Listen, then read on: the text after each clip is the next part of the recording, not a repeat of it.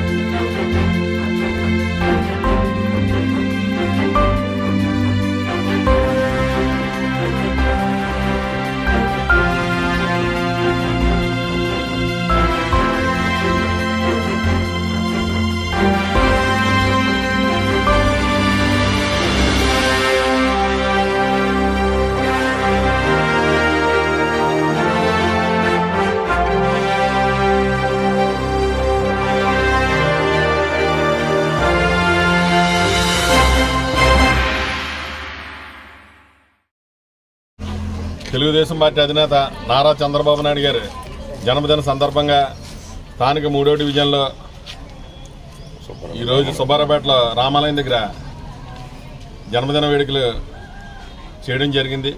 ఈ కార్యక్రమంలో స్థానికంగా ఉన్న ప్రజలందరూ కూడా బాగా వాళ్ళ స్పందన తెలియజేశారు. అలాగే రేపు రాబోయే రోజుల్లో చంద్రబాబు నాయుడు గారు గెలవాలని మనస్ఫూర్తిగా ఇక్కడ రామాలయం దగ్గర పూజలు చేసి కేక్ కట్ చేయడం జరిగింది. రేపు ఏదేమైనా సరే ఈ రాష్ట్రానికి చంద్రబాబు నాయుడు గారు అధికారంలో తీసుకురావడమే ధ్యేయంగా బీసీలందరూ కూడా పనిచేయాలని, అలాగే పవన్ కళ్యాణ్ గారిని, చంద్రబాబు నాయుడు గారిని తెలుగుదేశం బీజేపీ జనసేన ఆధ్వర్యంలో ఎన్డీఏ కూటమి అధికారంలో రావడం ఖాయమని ప్రజలందరూ కూడా ఇప్పుడు ఎలక్షన్ వస్తుందా అని చెప్పి ఎదురు చూస్తున్నారు. ఖచ్చితంగా ఈ దుర్మార్గ జగన్మోహన్ రెడ్డి ఈ రాష్ట్రాన్ని నుంచి తరిమి కొట్టే రోజులు అతి దగ్గరలో ఉందని చెప్పి అందరూ కూడా తెలియజేస్తూ మా అధినేత నారా చంద్రబాబు నాయుడు గారికి మరొకసారి జన్మదిన శుభాకాంక్షలు తెలుపుతూ